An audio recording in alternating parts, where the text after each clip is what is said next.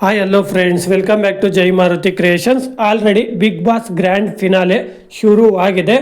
ಇನ್ನು big boss ವೇದಿಕೆ ಮೇಲೆ ಒಂದಷ್ಟು ಪ್ರೋಗ್ರಾಮ್ಗಳು ನಡೀತವೆ ಮಧ್ಯಾಹ್ನ 3 ಗಂಟೆವರೆಗೂ ಅಂತ ಹೇಳಬಹುದು.